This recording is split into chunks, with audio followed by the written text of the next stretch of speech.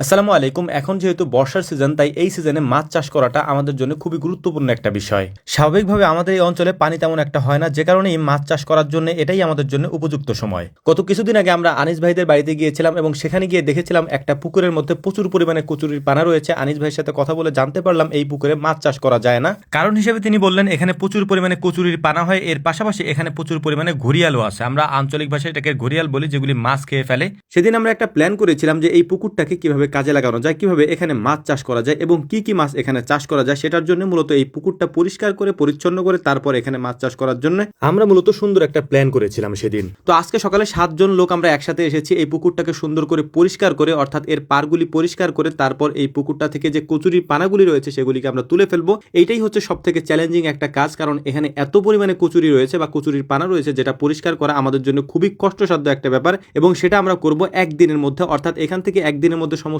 কাজ কমপ্লিট করে আমরা চলে যাব এবং পরের দিন এখানে আমরা চুন দিব। তবে আমরা আজকেই চুন দেওয়ার চেষ্টা করেছিলাম, কিন্তু সময়ের অভাবে আমরা সেটা করতে পারিনি। তবে আমরা আজকে পরিষ্কার করে রেখে যাবো ইনশাআল্লাহ। এই ছোট্ট পুকুরটার পারগুলি সুন্দর করে পরিষ্কার করার পর আমাদের মেইন যে কাজটা আছে এখন, সেটা হচ্ছে যে এই পুকুরের পাশ দিয়ে আমরা নেটের জাল দিয়ে দেবো, যাতে করে বাহির থেকে ওই ঘড়িয়াল বা মাছগুলো যেগুলিতে খায় সেগুলি ভিতরে ঢুকতে না পারে বা ভিতর থেকে কোনো জিনিস বাইরে যেতে না পারে।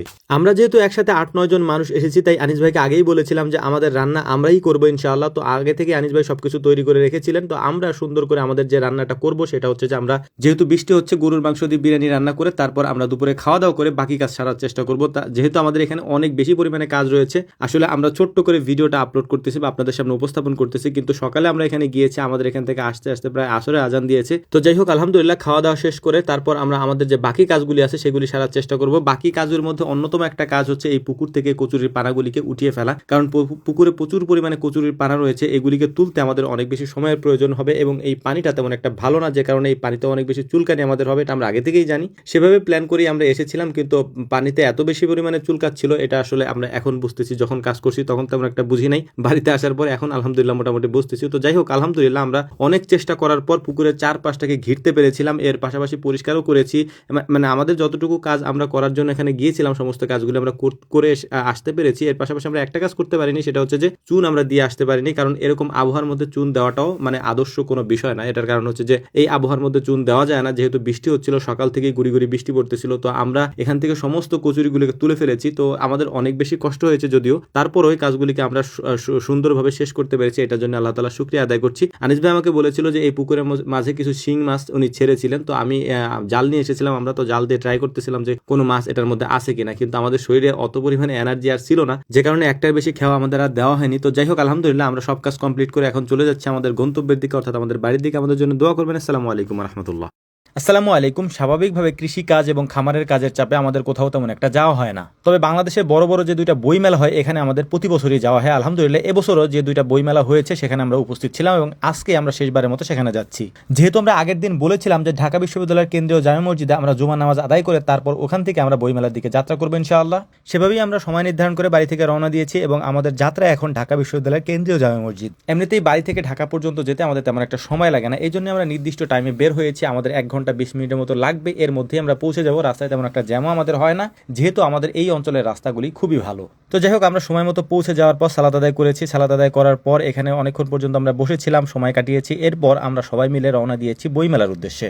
অনেকে আমাদেরকে জিজ্ঞেস করেছিলেন যে ভাই আপনাদের কোনো স্টল বইমেলাতে আছে কিনা। এটা আমি আপনাদেরকে আগেও বলেছি, আমরা যখন ইসলামিক বইমেলাগুলিতে গিয়েছি তখনও বলেছি, আসলে আমরা অনলাইনে বিজনেস করি বইয়ের। আমাদের যে শপওয়ে পেজ রয়েছে অনেকেই জানেন, আমি মেনশন করে দিয়েছি আমাদের যে টাইটেল রয়েছে ওখানে।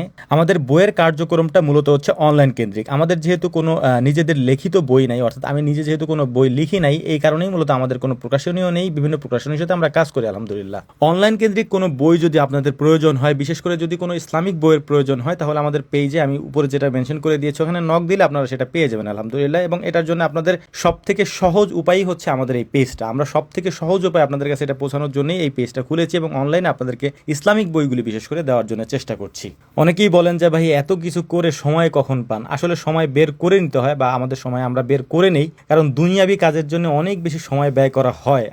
আমাদের যেহেতু খামার রয়েছে, কৃষি কাজ রয়েছে, এগুলির পেছনে প্রচুর পরিমাণে সময় আমরা ব্যয় করি এবং অর্থ উপার্জন করার জন্যই তো সেগুলি করি। তাই দুনিয়াবি প্রতিদিনই কাজের জন্য যেরকম সময় বের করে নিই, এবং এর পরবর্তী জীবনের জন্য যে সময়টা দরকার সেটার অন্যতম মাধ্যম হচ্ছে সাদগায়ে জারিয়া। আমি সেটাই করার চেষ্টা করছি আলহামদুলিল্লাহ। তো যাই হোক, আলহামদুলিল্লাহ আমাদের ইফতারের সময় হয়ে গিয়েছে। আমরা ঢাকা বিশ্ববিদ্যালয় কার্জন হলের সামনে ইফতারের আয়োজন আমাদের ছোট ভাইয়েরা করেছিল। বিশেষ করে আমার সাথে যারা বাকি কাজ করে ওরা ঢাকা ইউনিভার্সিটির স্টুডেন্ট হওয়ার কারণে আমাদের ঢাকা ইউনিভার্সিটি কেন্দ্রিকই কাজগুলো হয়ে থাকে আলহামদুলিল্লাহ। তো এখানে ইফতার করার পর কার্জন হলের ভিতরে পুরাতন একটা মসজিদ রয়েছে, সেই মসজিদে আমরা আসরের সালাত আদায় করেছিলাম এবং মাগরিবের সালাতটা আমরা সেখানে পড়েছি। এখানে পড়ার পরে আমরা আবার পুনরায় ফিরে এসেছি বইমেলার মূল প্রাঙ্গণে। যদিও এবারের বইমেলাতে তেমন একটা ভিড় নেই, এর কারণ হচ্ছে যেহেতু রমজান মাস, এই রমজান মাসে ইফতারের পরে মানুষজন তেমন একটা আসে না। তারপর হচ্ছে যেহেতু রমজান মাসে মানুষের সময় নির্ধারণ করাটা অনেক কঠিন হয়ে যায়। এর পাশাপাশি একেবারে ঈদের আগ মুহূর্তে যেহেতু, তাই মানুষ বইয়ের থেকে জামা কাপড় বেশি কিনতেছে এই মুহূর্তে। তো আলহামদুলিল্লাহ যতটুকু আমরা সময় পেয়েছি, যতগুলো স্টল ঘোরার সময় পেয়েছি আমরা ঘুরতেছিলাম। এর পাশাপাশি দেখলাম যে আবহাওয়া তেমন একটা ভালো না।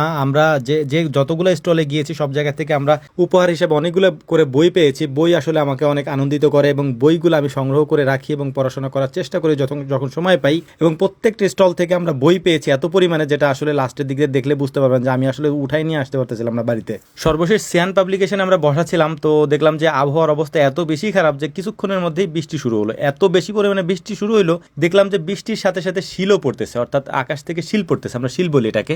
এর পাশাপাশি শুরু হইলো ঝড়। অনেকক্ষণ অপেক্ষা করার পর ঝড় যখন একটু থেমেছিল তখন দেখলাম সবগুলো স্টল একেবারে উলটপালট হয়ে গেছে। তো যাই হোক, সবার থেকে বিদায় নিয়ে আমরা রওনা দিয়ে দিয়েছি বাড়ির উদ্দেশ্যে। তো এখন আমার হাতে যে বইগুলো দেখতে পাচ্ছেন, এই বইগুলো সবগুলোই হচ্ছে আমরা উপহার পেয়েছি। তো আলহামদুলিল্লাহ, এগুলি যেন পড়ার আল্লাহ তাআলা তৌফিক দান করেন। আসসালামু আলাইকুম রহমতুল্লাহ।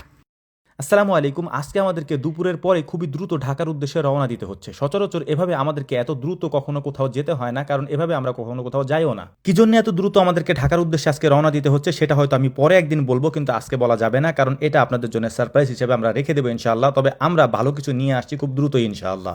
যেহেতু গতকালকে শুক্রবার ছিল, তাই আমরা জুমার নামাজ পড়ে আর দেরি করিনি, সাথে সাথে বেরিয়ে পড়েছি ঢাকার উদ্দেশ্যে। আমাদের বাড়ি থেকে ঢাকা পর্যন্ত যেতে 1-1.5 ঘন্টার মতো সময় লাগে, তাই আর দেরি হয়নি। আমরা দ্রুতই ঢাকায় পৌঁছে গিয়েছি। পৌঁছে যাওয়ার পর আমরা আমাদের বেশ কিছু কাজ সম্পন্ন করে হাতে 2 ঘন্টার মতো আমাদের সময় ছিল, তারপর বাকি কাজ আমাদেরকে করতে হতো। এর মাঝে ইয়াসিন ভাই নাম করে এক ভাই আমাদেরকে 5টা টিকিট দিয়েছিলেন বিপিএল এর ফাইনাল খেলা দেখার জন্য। তাই খেলা দেখার জন্য আমরা স্টেডিয়ামের ভিতরে গিয়ে আমরা কিছুক্ষণ পর্যন্ত খেলা দেখেছি এখানে। তারপর এখান থেকে বেরিয়ে গিয়ে আমরা আমাদের বাকি কাজ করার জন্য চলে গিয়েছিলাম আলহামদুলিল্লাহ। খেলা দেখার প্রতি আগের মতো আগ্রহ না থাকার পরেও বাধ্য হয়ে আমাদেরকে যেহেতু সময় কাটাতে হবে, তাই এখানে বসে থাকতে হয়েছিল। তারপরও আলহামদুলিল্লাহ অনেক ভাইয়ের সাথে দেখা হয়েছে, কথা হয়েছে, ভালোও লেগেছে। তো যাই হোক, পুরো খেলা আমরা দেখিনি, অর্ধেক খেলা দেখেছিলাম। দেখার পরে এখান থেকে আমরা চলে গিয়েছি আমরা যে গুরুত্বপূর্ণ কাজে ঢাকায় এসেছিলাম সেই কাজগুলি শেষ করার জন্য। তো আমরা সেখানে গিয়ে কাজগুলি করার চেষ্টা করছিলাম। আলহামদুলিল্লাহ কাজগুলি শেষ করতে করতে আমাদের প্রায় রাত 12টা বেজে যায়। যেহেতু আমাদের কাজগুলি স্টেডিয়াম এরিয়ার আশেপাশেই ছিল, এ কারণেই হচ্ছে এই এলাকায় কোথাও খাবার তেমন একটা পাওয়া যাচ্ছিল না। রাত 12টার পরে আমরা রাতের খাবারটা যে খাবো এরকম কোনো খাবার হোটেলও ছিল না। প্রত্যেকটা জায়গায় খোঁজ নিয়েছি, কিন্তু খাবার কোথাও পাচ্ছিলাম না। যেহেতু সারাদিন কিছু খাইনি, অর্থাৎ দুপুরে আমরা হালকা খাবার বাড়ি থেকে খেয়ে গিয়েছিলাম আমি একা, বাকি সব প্রসঙ্গী যারা ছিল তারা কেউই খেয়ে যায়নি, যেহেতু আমাদেরকে দ্রুত বের হয়ে যেতে হয়েছে। তো খাবার আমরা খুঁজতেছিলাম, এখানে না পাওয়ার কারণে আমরা যেহেতু মাও হয়ে হচ্ছে আমাদের বাড়ির দিকে আসি, তাই আমরা ভাবলাম যে মাওতে গিয়ে ইলিশ খেয়ে তারপর হচ্ছে যে ভোরের দিকে আমরা রওনা দিব। অর্থাৎ তখন প্রায় 3টার মতো বাজে। তাই ভাবলাম যে এখানে খাওয়া দাওয়া করে তারপর হচ্ছে যে এখানে যেহেতু প্রসেসিং করতে হয়, অর্থাৎ ইলিশ মাছ তাদেরকে দেখিয়ে দিতে হয়, তারপরে নাকি এটা রান্না করে ভেজে তারপর দেয়, এরপরে এই খাবার দিতে দিতে তো সকালই হয়ে যাবে ভাবলাম আর কি। আর একটা বিষয় হচ্ছে আমি কখনোই আগে পরে মাওয়াতে গিয়ে ইলিশ এভাবে খাওয়া হয়নি। মানে অনেকে দেখি যে খায়, কিন্তু আমাদের কখনোই খাওয়া হয়নি। তবে আজকে কাকতালীয় ভাবে আমাদেরকে এখানে যেতে হয়েছিল বাধ্য হয়ে। আমাদের কাজের চাপ এত বেশি ছিল যে সারাদিনে আমরা একটু সময় পাইনি, যে কারণে হচ্ছে যে আমরা যে হালকা নাস্তা করব, খাওয়া দাওয়া করবো এরকম কোনো সুযোগ আমাদের ছিল না। অনেকে বলতে পারেন যে স্টেডিয়ামের ভিতরে তো আপনারা খেতে পারতেন, কিন্তু সেখানেও এরকম কোনো পরিস্থিতি ছিল না। এত মানুষ ছিল, এত ক্রাউড ছিল যে আমরা আসলে সেই সুযোগটাও পাইনি। এ কারণে মাওয়াতে এসে আমরা রাতের খাবার খেয়ে তারপর হচ্ছে যে এখান থেকে রওনা দিব।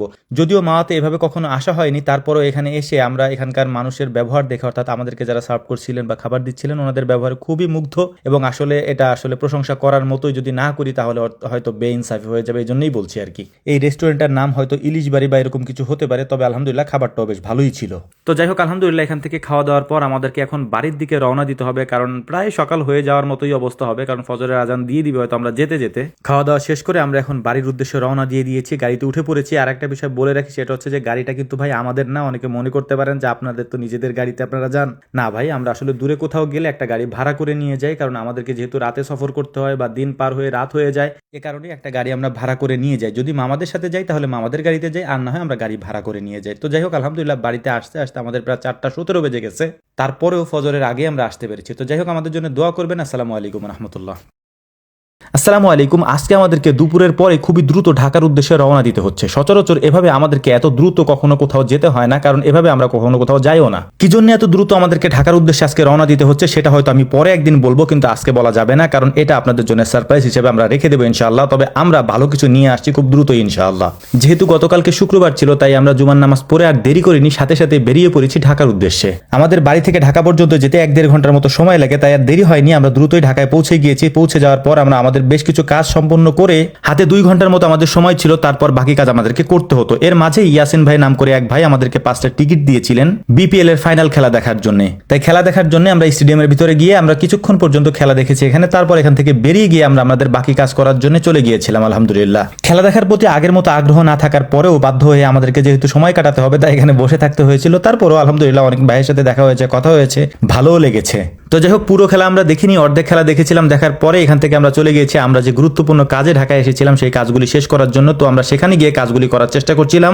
আলহামদুলিল্লাহ, কাজগুলি শেষ করতে করতে আমাদের প্রায় রাত 12টা বেজে যায়। যেহেতু আমাদের কাজগুলি স্টেডিয়াম এরিয়ার আশেপাশেই ছিল, এ কারণেই হচ্ছে এই এলাকায় কোথাও খাবার তেমন একটা পাওয়া যাচ্ছিল না। রাত 12টার পরে আমরা রাতের খাবারটা যে খাবো এরকম কোনো খাবার হোটেলও ছিল না। প্রত্যেকটা জায়গায় খোঁজ নিয়েছি, কিন্তু খাবার কোথাও পাচ্ছিলাম না। যেহেতু সারাদিন কিছু খাইনি, অর্থাৎ দুপুরে আমরা হালকা খাবার বাড়ি থেকে খেয়ে গিয়েছিলাম আমি একা, বাকি সব প্রসঙ্গী যারা ছিল তারা কেউই খেয়ে যায়নি, যেহেতু আমাদেরকে দ্রুত বের হয়ে যেতে হয়েছে। তো খাবার আমরা খুঁজতেছিলাম, এখানে না পাওয়ার কারণে আমরা যেহেতু মা হয়ে হচ্ছে আমাদের বাড়ির দিকে আসি, তাই আমরা ভাবলাম যে মাওতে গিয়ে ইলিশ খেয়ে তারপর হচ্ছে যে ভোরের দিকে আমরা রওনা দিব। অর্থাৎ তখন প্রায় 3টার মতো বাজে। তাই ভাবলাম যে এখানে খাওয়া দাওয়া করে তারপর হচ্ছে যে এখানে যেহেতু প্রসেসিং করতে হয়, অর্থাৎ ইলিশ মাছ তাদেরকে দেখিয়ে দিতে হয়, তারপরে নাকি এটা রান্না করে ভেজে তারপর দেয়, এরপরে এই খাবার দিতে দিতে তো সকালই হয়ে যাবে ভাবলাম আর কি। আর একটা বিষয় হচ্ছে, আমি কখনোই আগে পরে মাওয়াতে গিয়ে ইলিশ এভাবে খাওয়া হয়নি। মানে অনেকে দেখি যে খায়, কিন্তু আমাদের কখনোই খাওয়া হয়নি। তবে আজকে কাকতালীয় ভাবে আমাদেরকে এখানে যেতে হয়েছিল বাধ্য হয়ে। আমাদের কাজের চাপ এত বেশি ছিল যে সারাদিনে আমরা একটু সময় পাইনি, যে কারণে হচ্ছে যে আমরা যে হালকা নাস্তা করবো, খাওয়া দাওয়া করবো, এরকম কোনো সুযোগ আমাদের ছিল না।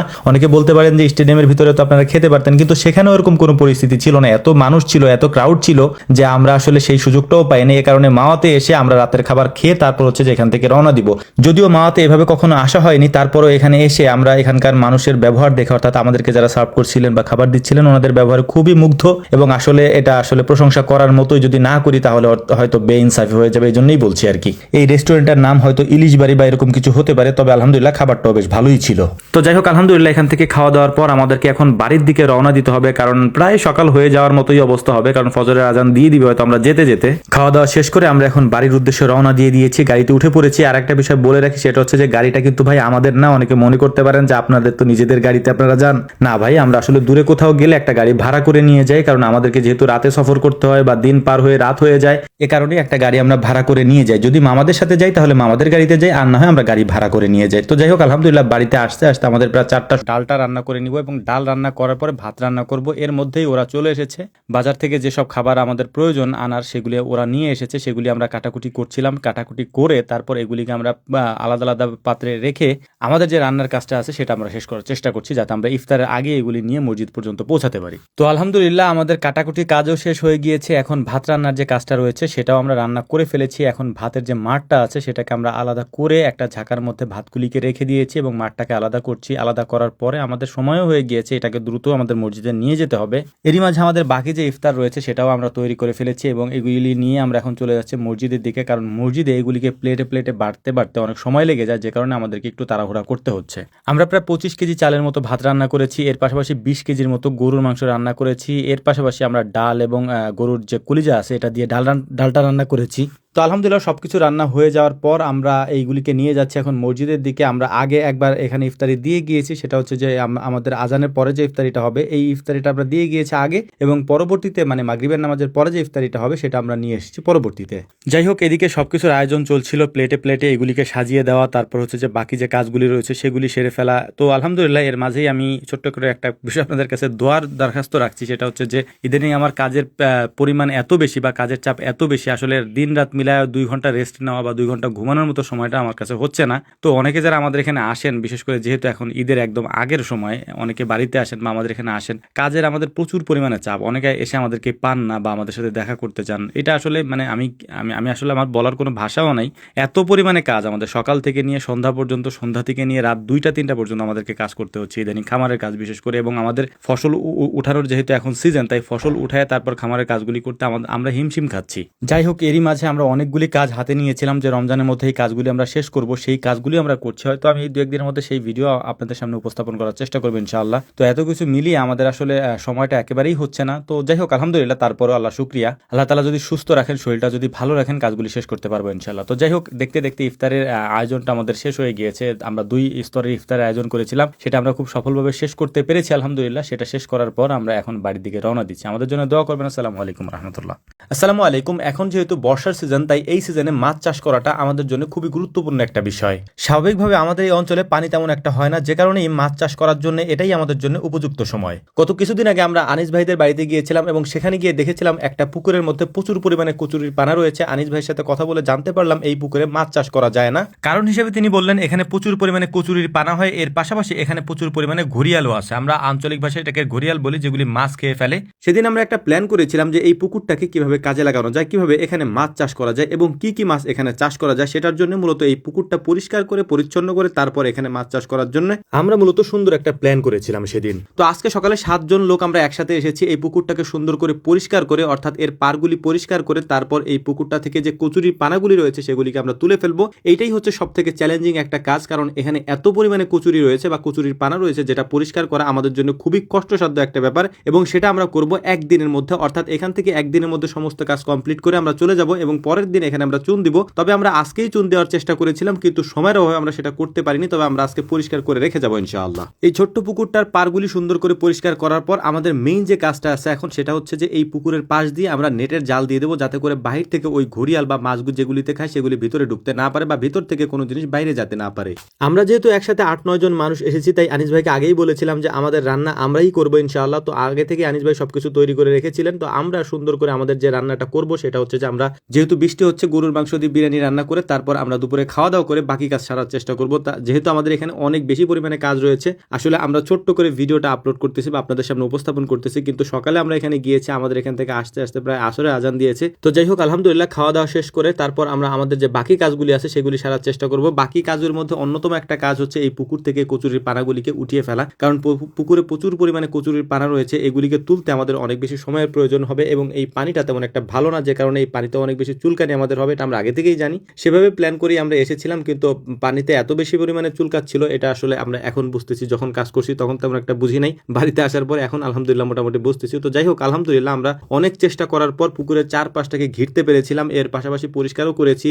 মানে আমাদের যতটুকু কাজ আমরা করার জন্য এখানে গিয়েছিলাম সমস্ত কাজগুলো আমরা করে আসতে পেরেছি। এর পাশাপাশি আমরা একটা কাজ করতে পারিনি, সেটা হচ্ছে যে চুন আমরা দিয়ে আসতে পারিনি, কারণ এরকম আবহাওয়ার মধ্যে চুন দেওয়াটাও মানে আদর্শ কোনো বিষয় না। এটার কারণ হচ্ছে যে এই আবহাওয়ার মধ্যে চুন দেওয়া যায় না, যেহেতু বৃষ্টি হচ্ছিল, সকাল থেকেই গুড়ি গুড়ি বৃষ্টি পড়তেছিল। তো আমরা এখান থেকে সমস্ত কচুরিগুলোকে তুলে ফেলেছি। তো আমাদের অনেক বেশি কষ্ট হয়েছে যদিও, তারপর ওই কাজগুলিকে আমরা সুন্দরভাবে শেষ করতে পেরেছি। এটার জন্য আল্লাহ তাআলা শুকরিয়া আদায় করছি। আনিস ভাই আমাকে বলেছিল যে এই পুকুরের মাঝে কিছু শিং মাছ উনি ছেড়েছিলেন, তো আমি জাল নিয়ে এসেছিলাম। আমরা তো জাল দিয়ে ট্রাই করতেছিলাম যে কোনো মাছ এটার মধ্যে আছে কিনা, কিন্তু আমাদের শরীরে অত পরিমাণে এনার্জি আর ছিল না, যে কারণে একটার বেশি খাওয়া আমাদের আর দেওয়া হয়নি। তো যাই হোক, আলহামদুলিল্লাহ, আমরা সব কাজ কমপ্লিট করে এখন চলে যাচ্ছি আমাদের গন্তব্যের দিকে, অর্থাৎ আমাদের বাড়ির দিকে। আমাদের জন্য দোয়া করবেন। আসসালামু আলাইকুম রহমতুল্লাহ।